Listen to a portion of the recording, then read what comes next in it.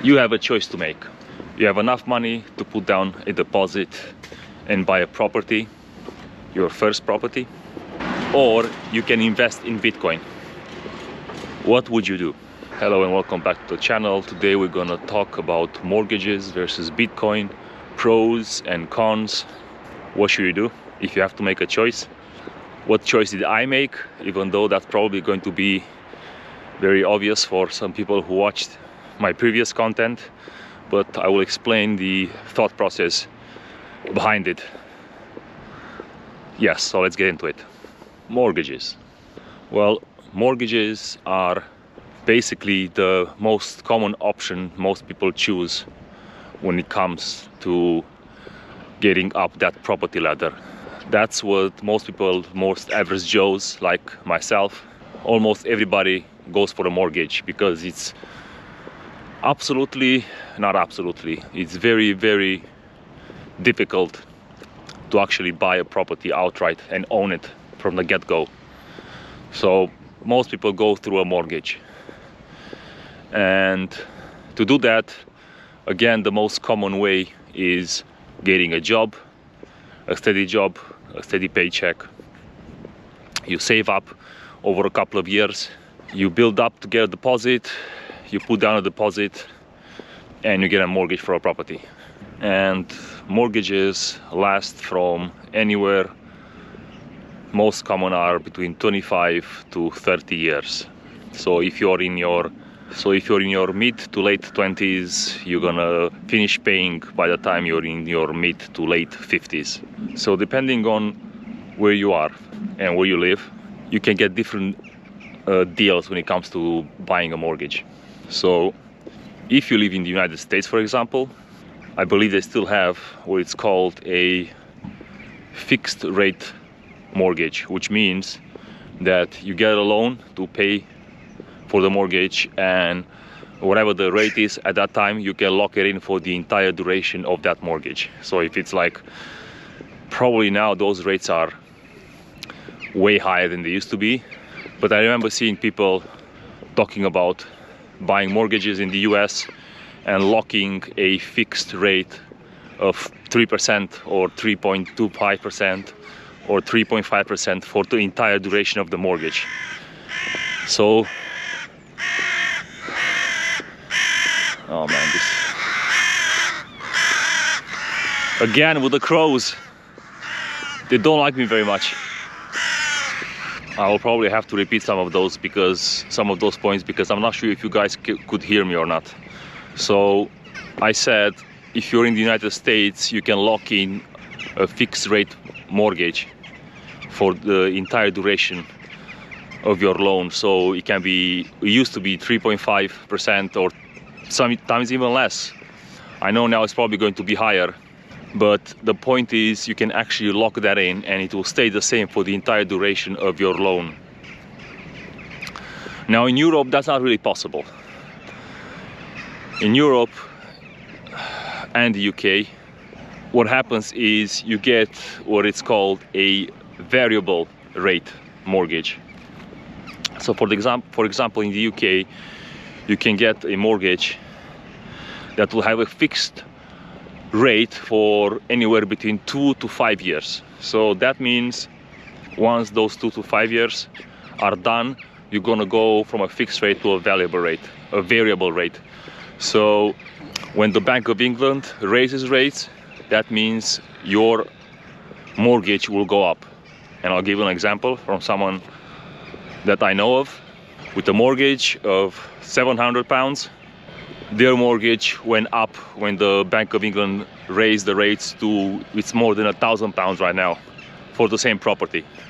So when I went to get a mortgage many years ago now, probably around, the first time I thought about it was 2017.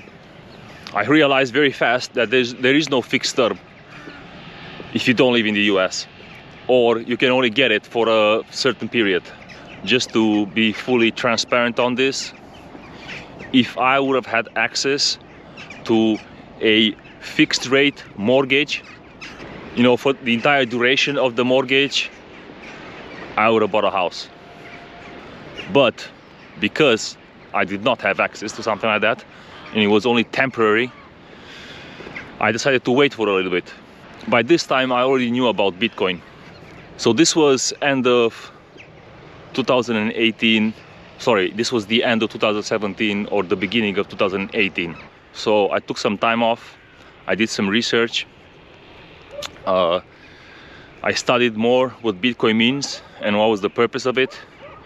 And also, this was when Bitcoin was in a bear market. The price of Bitcoin dropped significantly. So what I did was I invested that money that could have been a deposit for a house to buy Bitcoin. And it turned out to be a great decision and a great investment. But this, it's also very dependable how you are and how risk averse you are, because some people have a very low risk tolerance, some people have a higher risk tolerance. For some people it's a lot more important to not rent and live in a place that is yours, own the property yourself. I'm not going to get in the what's better, to get a mortgage or buy the property outright, because that's a completely different conversation. People are split on that one as well. But for some people it's a lot more important to own their house. They feel more secure, and you know, it's understandable. I have no problem with that. It also depends on what you want to do with your life and how you want to live your life, what's important for you. For me personally, the most important thing in my life is freedom. Having the possibility to go where I want and, you know, live where I want. That was another plus to me on why I chose Bitcoin. I don't like the feeling of being tied down to a place, having a mortgage for such a long time span. It's basically like 30% out of your life, and you have to be there. Yeah, I know you can rent it out after a couple of years, or you can sell it after a couple of years. That's why I prefer the option of just, you know, if I want to, I can just go on a plane and just fly whatever. And if you have 0.1 Bitcoin in Europe, it's going to be 0.1 Bitcoin in America, it's going to be 0.1 Bitcoin in Asia, and so on. We got a bunch of cows in front of us.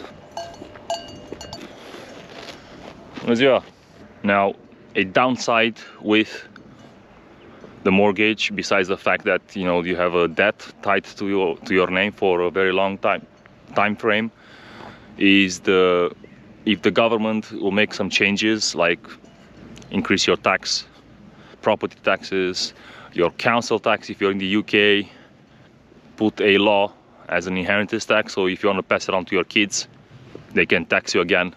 There's not much you can do about it. So I'll give one example. Now, traditionally, most people thought that investing and buying a flat or a house, it's a good financial decision. And you know what? It is. It is. For the most time, buying a house, owning a house, it has been a good financial decision. Even though they don't always go up. They also go down as well. Just like any other asset, they have a cycle. But it's a lot longer. Sometimes it takes decades. Now, if you're old enough, you will remember the 2008 financial crisis and the subprime mortgage, I think it was called, default swaps. What happened is a lot of properties around the world lost a lot of value. The whole reason why Bitcoin came to be, it was because of that financial crisis in the first place. And I remember there was a gentleman, I believe, from Florida. He bought the property in 2006, if I remember correctly. It took about 12 years because he bought it almost at the top, and it took about 12 years later, almost 2019 I think, when the property that he bought in 2006 appreciated in price to the same price like when he bought it. Another thing I want to mention is there is a graph when it comes to the average price for a house. And you know, the graph of that price just going up over the years, and then the inverse correlation with the price of Bitcoin. So the average price of a house goes up, and the amount of Bitcoins that you need to buy the average house just goes down. So I'll put a chart on I'll put a chart on somewhere here. So, for example, in the US, I think right now is about 4 Bitcoins, the average price of a house, and in the UK is slightly less. It's about 3.5 or 3.25. However, just a couple of years ago, that was a lot higher. So you need, for example, in 2016, probably you need like hundreds of Bitcoins to buy a house. And the point I'm trying to make is that very likely, in my opinion, in the next 5 to 10 years, the average price of a house will be less than 1 Bitcoin. Now, what would I do now if I were in the same position again? I'll have enough money to buy a property, well, to put the deposit down to get a mortgage and buy a property, or get Bitcoin. Well, I don't like variable rates when it comes to loans. If I would ever consider to get a loan, it will have to be a fixed rate loan. Like I said, that's not available in Europe, and even in the US now that rate is gone higher, a lot higher significantly, because the Fed have been increasing rates. Now they are decreasing, but you know, it's not like it used to be a couple of years ago, like 5-6 years ago. So also, on the other hand, I think the price of Bitcoin is quite expensive right now. I'm not sure if we're nearing a top or if you're topping right now. I think it's possible that we're gonna get a bear market at some point, perhaps next year, because statistically that's what happens in midterm. So I would just wait a couple of months if I would have the cash and I'll be in that position, and reassess and make my decision after. So to summarize, I chose Bitcoin and I'm very happy with my choice. Obviously, hindsight is 2020. It was, I would say, riskier back then when I did it. A lot of people didn't trust it. I was unsure at the beginning, but the more time I spent and I researched and the more I invest into it, I gained the confidence that this is the right thing to do, that this is the best asset to hold on to. The type of asset that you can just take with you and it will have the same value no matter where you are on this planet. Some of you may not think the same. Some people still to this day, they think it's a scam, it's a Ponzi scheme. There is one thing you can take from this video, to think about it, is that it's my opinion, again, not financial advice, that Bitcoin will outperform the housing market. I hope you liked this video. If you did, give it a thumbs up, like, subscribe, all that good stuff for the algorithm. And I hope I'll see you in the next one. Take care. Bye bye.